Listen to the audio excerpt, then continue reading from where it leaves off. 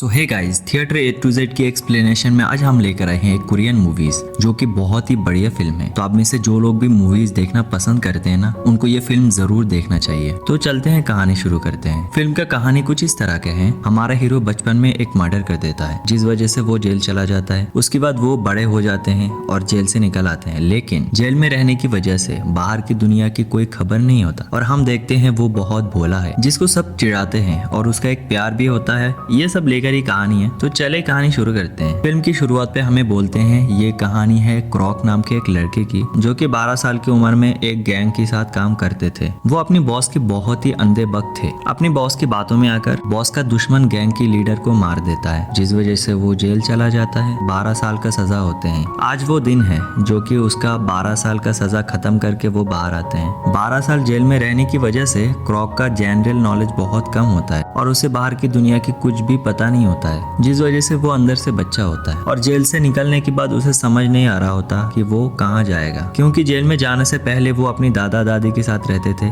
लेकिन अब वो नहीं रहे। रास्ते में चलते चलते कोई एक बिल्डिंग पे वो अपनी बॉस की तस्वीर देखता है। फिर वो उस बिल्डिंग पे घुसते हैं और अपनी बॉस के बारे में पूछते हैं। पता लगता है उसका बॉस का नाम है मिस्टर ली, और वो एक टाइम गैंगस्टर थे, लेकिन अब वो राजनेता बन गया है और इस शहर का काउंसिलर भी है। जो भी है, वो क्रॉक को पहचान लेता है, लेकिन काउंसिलर होने की वजह से उनका बात करने का तरीका बदल जाते हैं, क्योंकि पहले गैंगस्टर थे ना, तो उस हिसाब से अभी बात करने का तमीज आ जाते हैं। फिर वो क्रॉक को कहते हैं, देखो मेरा एक पुराना अपार्टमेंट है, अभी के लिए तुम उसमें रह सकते हो। फिर वो ड्रॉयर से 1 लाख रुपए निकाल के देता है, लेकिन क्रॉक कहते हैं हमारा तो 5 लाख की बात हुई थी। तो ली उसे कहते हैं पिछले 5 साल में बहुत कुछ बदल गया, तो जो भी मिला है उससे खुश रहो। तभी क्रॉक ली से रिक्वेस्ट करते हैं, मुझे कम से कम एक नौकरी तो दे दीजिए। तभी ली मान लेता है और कहते हैं तुम पहले अपना होलिया ठीक करो, उसके बाद कुछ कपड़ा खरीदो। फिर हम देखते हैं क्रॉक शॉपिंग करके अगले दिन ज्वाइन देता है। ली को पता होता है कि क्रॉक को अभी के हालात की कुछ भी पता नहीं है, तो इसीलिए वो अपनी असिस्टेंट हाउ से कहते हैं क्रॉक को यहाँ के नियम वगैरह सिखा दो। तो हाउ उसे पहले चाय सर्व करना सिखाते हैं। उसके बाद ऑफिस में कोई कॉल आता है तो कैसे बात करना ये सब भी सिखाते हैं। फिर ऑफिस में एक दिन कुछ बड़े लोग आते हैं। क्रॉक देखते हैं सब लोग अपने अपने विजिटिंग कार्ड दे रहे होते हैं। फिर वो चाय लेकर आते हैं और फिर उधर ही उनके साथ बैठ जाता है। मतलब उसे इतना भी मैनर्स नहीं होता है कि उधर से चले जाए। फिर उसे इशारा करके रूम से बाहर जाने के लिए कहते हैं। तो क्रॉक जिंदगी में आज पहली बार विजिटिंग कार्ड देखा है, जो कि बड़े लोगों के पास रहते हैं और एक दूसरे को देते रहते हैं। फिर वो ली को कहते हैं सर मेरा विजिटिंग कार्ड कब होगा। ली ये बात सुनकर हंसना शुरू कर देता है। फिर हम देखते हैं क्रॉक एक स्कूटी लेकर शहर से बाहर जा रहे थे, क्योंकि ली उसे एक काम दिया है। उसे कुछ फूल लेकर एक घर में जाना है, जिधर एक बुजुर्ग आदमी मर गया है, जिसकी सिर्फ एक बेटी है। उस लड़की का नाम है फिली, और क्रॉक उस लड़की को दिलासा देते हैं और गुलदस्ता देते हैं। फिली को जब ये पता चलता है कि ये ली की ऑफिस से भेजा है, तब वो कहने लगते हैं तुम पॉलिटिशियन लोग इसी मौके की तलाश में रहते हो, तुम लोग हमारी मदद करने कभी नहीं आते हो, लेकिन कोई अगर मर जाए या फिर किसी का शादी हो तब तुम लोग आते, क्योंकि उधर बहुत सारे लोग होते हैं ना। हमारा क्रॉक को ये सब कुछ समझ नहीं आ रहा होता है, क्योंकि वो तो छोटी बच्ची है ना। जो भी है, क्रॉक को लगता है उसका बॉस बहुत ही बड़े दिल वाले हैं, तो इसलिए वो फिली को कहते हैं तुम्हारा क्या दिक्कत है मुझे बताओ, मैं अपने बॉस को बोलूंगा और वो तुम्हारा मदद करेगा। फिर फिली कहती है ड्रेन में जाम लगने की वजह से कुछ दिनों से हमारा खेत में पानी नहीं आ रहा और हम खेती नहीं कर पा रहे। इस वजह से मैं बहुत बार काउंसिलर ऑफिस कॉल भी किया हूँ, लेकिन कोई एक्शन नहीं लिया। तो क्रॉक अपनी बॉस की स्केड्यूल चेक करके फिली को 2 तारीख को आने को कहता है। फिली ये देख करके चौंक जाता है कि सरकारी लोग उसकी बात इतनी आसानी से कैसे सुन लिया। फिर हम देखते हैं फिली 2 तारीख को काउंसिलर ऑफिस आती है और क्रॉक फिली को अपने बॉस के साथ जान पहचान कराते हैं, और ली उसकी सारी बात सुनने के बाद उसे भरोसा देता है कि वो जल्दी ही कुछ करेगा। फिर ली क्रॉक को कहते हैं तुम फिली के साथ जाके फील्ड सर्वे करके आओ। क्रॉक कहते हैं फील्ड सर्वे क्या होता है। ली कहते हैं फील्ड सर्वे ऐसा कुछ नहीं, तुम बस फिली के साथ जाओ और उस जगह का फोटो वगैरह लेकर आओ, ताकि हमें पता लगे कि प्रॉब्लम क्या है। फिर क्रॉक खुशी से सर्वे करने जाते हैं और उधर कुछ जमीन का फोटो लेते हैं। वो ऐसा कुछ तस्वीर लेता है जिसका कोई काम, एक्चुअली उसे ट्रेन की फोटो लेना चाहिए ना, तो वो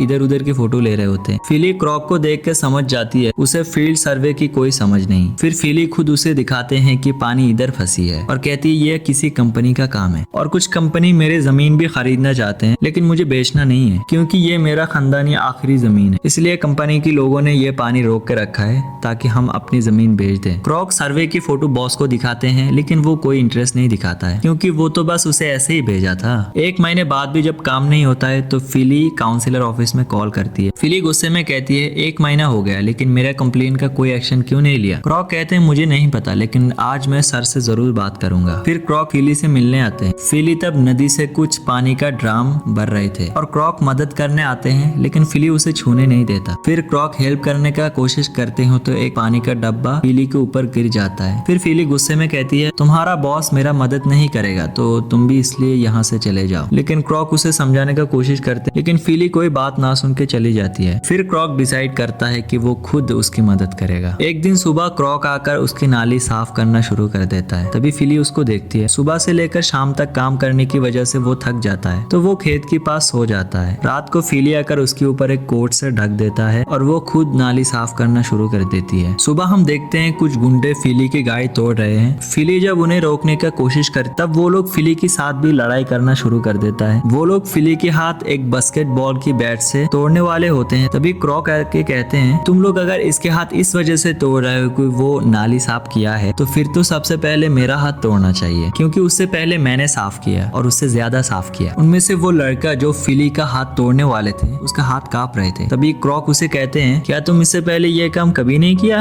और हमें लगने लगता है कि हमारा भाई सलमान खान की तरह कुछ धुलाई करेगा, लेकिन ऐसा कुछ नहीं होता। फिर उनमें से एक लड़का उसके हाथ तोड़ देता है। फिर हम देखते हैं क्रॉक अस्पताल में है और पुलिस वाले उसे कुछ सवाल पूछ रहे होते हैं। तभी एक पुलिस वाला उसे कहता है क्या तुम जेल से निकालने के बाद फिर से लड़ाई करना शुरू कर दिए हो? फिली कहती है वो एक अच्छा इंसान है और वो काउंसिलर ऑफिस जॉब करते हैं और वो मेरा मदद करने गया तभी उसका ये हालत हुआ। तभी पुलिस वाले उसे साइड में ले जाकर उसके अतीत के बारे में बताता है कि वो एक अच्छा इंसान नहीं है, तुम्हें ऐसे लोगों से दूर रहना चाहिए। लेकिन फिली उसका बात को इग्नोर कर देता है और वो हमारा हीरो का ध्यान रखते हैं। तभी अचानक एक चालू औरत आती है और हमें पता लगता है कि ये क्रॉक की माँ है। वो एक बेशरम माँ है जो कि अपनी बेटे का ख्याल कभी नहीं रखा, लेकिन उसे पैसे कमाने का जरिया बनाया। जैसे उसे बचपन में गैंगस्टर में डाल दिया, लेकिन आज वो आई है, उसे पता चला है कि उसकी बेटा काउंसिलर ऑफिस काम करती है तो उसके पास पैसा लेने आती है और क्रॉक जितना पैसा था उसका माँ को दे देता है और वो अपनी माँ के लिए एक गिफ्ट भी खरीदा होता है वो भी दे देता है। फिर वो कहती है मैं बाहर जा रही हूँ सिगरेट लेने। क्रॉक फिली को कहते हैं मेरा मॉम अब नहीं आएगा, मेरा मॉम तभी आता है जब उन्हें पैसों की जरूरत होता है। और वो सिगरेट की बात बोल के चली जाती है। हर बार वो सिगरेट की बहाना करके चली जाती है और कुछ साल बाद फिर नजर आते हैं जब दोबारा उनको पैसों की जरूरत हो। तभी फिली बाहर आकर देखती है उसकी माँ सचमुच चली गई है और वो जो गिफ्ट दिया था वो थोड़ा सस्ता था तो इसीलिए इधर ही रख के चले जाती है। फिली को समझ आती है कि क्रॉक की इस दुनिया में और कोई नहीं है, वो एक अनाथ की तरह है, तो इसीलिए वो क्रॉक को उसके घर तक पहुंचा देता है। लेकिन क्रॉक अपने आप को थोड़ा छोटा महसूस कर रहे होते हैं। वो नहीं चाहता है कि फिली कोई उसका और मदद करे। फिली फिर भी उसकी मदद करते रहते हैं और उसके लिए खाना भी बनाते हैं। वो उसको खाना खिलाने वाले थे तभी क्रॉक उसको रोक लेता है और वो कहता है मेरा हाथ टूटा हुआ है लेकिन फिर भी मैं अपना खाना खुद खा सकता हूँ। फिर क्रॉक हाथ के बगैर मुंह लगाकर खाना खाकर फिली को दिखाते हैं और फिली उसको देख के हंस लेता है। ये एक मजेदार सीन होता है और हमें पता लगता है कि भाई इनके बीच हो सकता है प्यार होने वाले हैं। उसके बाद भी कुछ दिन तक फिली उसके ख्याल रखती है। फिर एक दिन वो पुलिस स्टेशन उन गुंडों की कंप्लेन करने आती है, लेकिन पुलिस वाले भी उनके साथ होते हैं तो इसलिए वो कुछ इंटरेस्ट नहीं दिखाते हैं। मतलब पैसे सब कुछ है ना। उधर टूटा हाथ लेकर क्रॉक को नहाने में थोड़ा मुश्किल हो रहे थे तभी फिली उधर आ जाती है। क्रॉक उसे बहुत मना करने की बाद भी फिली उसे नहाना शुरू कर देती है और वो उसकी पीठ पर एक मगरमच्छ की टैटू देखती है। क्रॉक उसे कहते हैं मैं एक ड्रैगन की टैटू बनाना चाहा, लेकिन पैसा ना होने की वजह से उन्होंने ये मगरमच्छ बना दिया, तो इसीलिए मुझे सब लोग क्रोकोडाइल यानी क्रॉक कहते हैं। तभी फिली कहती है मेरे पास एक प्लान है जिससे हम ये पता लगा सकते हैं उन गुंडों को किसने भेजा है। फिर कुछ दिन बाद हम देखते हैं फिली एक हिल्टी लेकर उस ड्रेन के पास आती है। उस ड्रेन में हुआ ये था कि उसमें एक सीमेंट डालकर उसका पानी बंद करके रखे हैं। प्लान ये था कि हिल्टी की आवाज सुनकर गुंडे लोग आ जाएंगे और फिली की पीछा करेंगे और यही होता है। फिर फिली अपनी गाड़ी को कहीं छुपा देता है। गुंडे लोग आकर उसे ढूंढता है और उन्हें नहीं मिलता तो फिर वो लोग अपने बॉस के पास जाने लगते हैं। तभी हम देखने लगते हैं कि क्रॉक बाइक लेकर उनका पीछा करने लगते हैं। फिर क्रॉक को ये पता लगता है कि इन लोगों को वो लोग भेजे हैं जो कि यहाँ जमीन खरीद कर इधर फैक्ट्री बनाना चाहते हैं। उसके बाद क्रॉक जल्दी उसके बॉस के पास जाते हैं और उसे बोलता है ये सब। फिर हम देखते हैं ली उसे उन लोगों से मिलाने ले जाते हैं, लेकिन वो लोग ऑफिस के अंदर जाने से पहले ली उसकी फोन का कैमरा ऑन कर देता है और उसके कमर पर रख देता है ताकि अंदर जो भी हो वो सब रिकॉर्ड हो जाए। तभी वो लोग उस कंपनी के मैनेजर से मिलते हैं और कहते हैं देखो तुम लोग क्या कर रहे हो सब मुझे पता है और मेरा आदमी तुम लोगों को सारे सारी करतूतें पता कर लिया है, तो अब अगर वो लोग पुलिस के पास जाएगा फिर तुम लोगों का हालात भी खराब हो जाएगा और नाली का ब्लॉकेज भी खोल देगा, फिर उधर सारे खेत पे पानी चला जाएगा। तभी मैनेजर कहते हैं उधर सबकी जमीन पर पानी जाते हैं तो फिर तो कोई हमें अपने जमीन नहीं बेचेगा, फिर हमारी कंपनी कहाँ खड़ी होगी भाई। तो ये सब कुछ अब ना करके हमें बताए आपको कितना चाहिए और हम वो दे देते हैं। ली उधर अपनी पैसों की डील करने ही जाते हैं और ये बात क्रॉक को समझ आता है और उसे बुरा लगता है। बॉस को पैसा मिल जाता है और वो बहुत खुश हो जाते हैं और जो वीडियो कर रहे होते हैं उसकी तरफ कोई ध्यान नहीं होता। तभी हम देखते हैं क्रॉक उधर अपने बॉस की गाड़ी लेकर फिली की घर की तरफ जाते हैं और उसकी गाड़ी में 2-3 गोली मार देता है। ये सब वो इसलिए करता है कि उसका बॉस का ऑर्डर होता, उसको अच्छा नहीं लग रहा होता, लेकिन फिर भी वो गुस्से में आकर करके चले जाते हैं। फिली को धमकी देने के लिए बॉस क्रॉक से खुश होकर उसकी विजिटिंग कार्ड बना देता है और वो ये काम करके खुद को बहुत ही गलत महसूस कर रहे होते हैं क्योंकि फिली के साथ उसका बहुत ही अच्छा रिश्ता है और उसने उसका बहुत मदद किया है। तो शर्म की वजह से कुछ दिन वो फिली से बात नहीं करता है। अगर फिली को पता चलेगा उसकी गाड़ी में क्रॉक ने गोली किया तो इस वजह से वो उसका कॉल भी नहीं उठाता है। फिर एक दिन वो फिली से मिलने जाते और उसे समझाते हैं तुम जिन लोगों के साथ लड़ रहे हो वो बहुत ही पावरफुल लोग हैं, इस जमीन के लिए तुम अपनी जिंदगी क्यों खतरे में डाल रहे हो, सबसे अच्छा ये होगा कि तुम जमीन बेच दो और उनसे पैसा ले लो। फिली तभी कहती है तुम इन चीजों को नहीं समझोगे क्योंकि तुम्हारा कभी फैमिली नहीं थी ना। इस दुनिया में हर चीज का सौदा हो सकता है लेकिन अपने जज्बात का नहीं। तो मैं तो ये जमीन नहीं बेचूंगा मरते दम तक। उसके बाद क्रॉक ऑफिस पर जाते हैं और देखते हैं जो आदमी उसका हाथ तोड़ा है वो उसके बॉस के साथ बात कर रहे हैं। क्रॉक बहुत दिन तक जेल में रहने की वजह से इस दुनिया के बारे में कुछ भी नहीं जानता, तो इसलिए वो अपने बॉस को कहता कि बॉस आपको इन लोगों से दूर ही रहना चाहिए क्योंकि ये लोग अच्छे नहीं है। तभी बॉस उसे कहते हैं इस दुनिया में हर किसी का एक सीमा होता है, अगर वो अपनी सीमा पर रहे तो ही उसके लिए अच्छा होता है। तभी उसको समझ आता है उसका बॉस कैसा है और कितना बुरा है। दूसरी तरफ उसको फिली के लिए टेंशन हो रहा है। अगले दिन वो फिली से मिलने जाते हैं और कहते हैं मैं तुम्हें हराना नहीं चाहता हूँ तो इसलिए तुम मान लो और अपनी जमीन बेच दो, लेकिन फिली नहीं मानती है और बोलती है मैं अपनी जमीन नहीं बेचूंगा।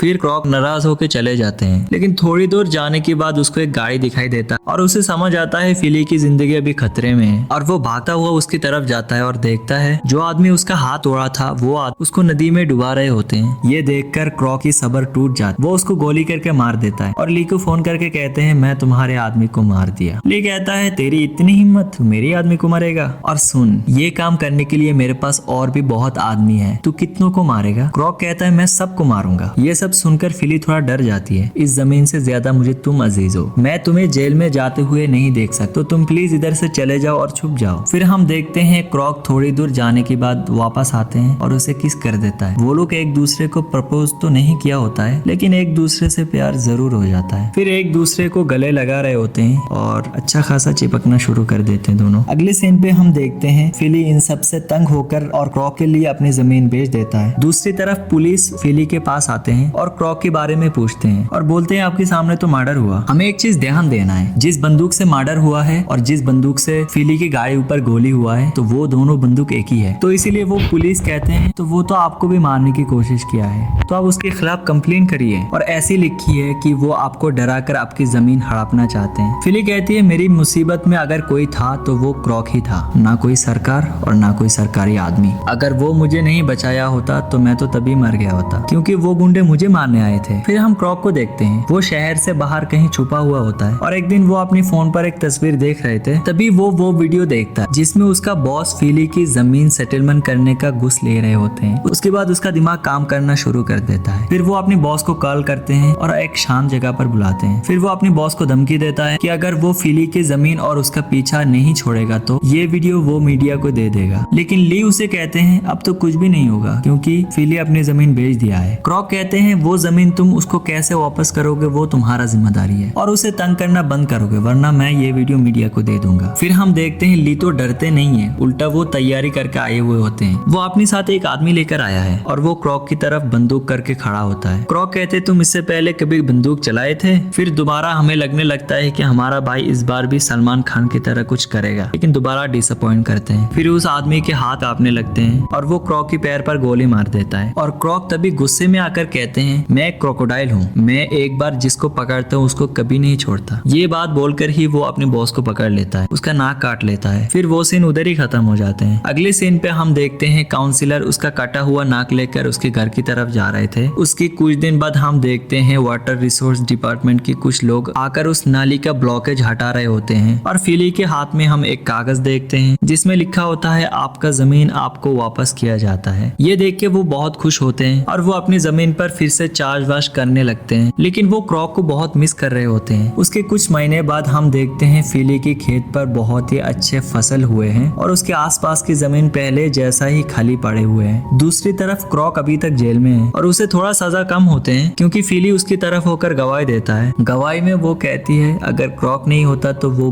गुंडे मुझे मार देते, तो इस वजह से उसको सिर्फ 1 साल की सजा होते हैं। दूसरी तरफ वो वीडियो लीक होने की वजह से काउंसिलर अपने पद से हटा दिया जाते हैं और क्रॉक जो बंदूक चलाई थी वो भी उस काउंसिलर का था, तो इस वजह से भी उसको अपने पद से हटा दिया जाते हैं। फिर हम देखते हैं उसका 1 साल पूरा होते हैं और वो जेल से निकल आते हैं और बाहर फिली उसका इंतजार कर रही होती है और एक दूसरे को देखकर मुस्कुरा रहे होते हैं। इसी तरह कुछ रोमांस से हमारा ये फिल्म खत्म होते हैं। भाई देखो, बहुत सिंपल कहानी है लेकिन देखने में मजा आएगा क्योंकि भाई रोमांस है और जिस तरह के हालात में वो लोग मिलते हैं, तो ये सब कुछ मिला के ये कहानी मुझे बहुत अच्छी लगी। तो बस आज के लिए इतना ही था, मिलते हैं किसी और वीडियो पे, तब तक के लिए बाय बाय, टेक केयर।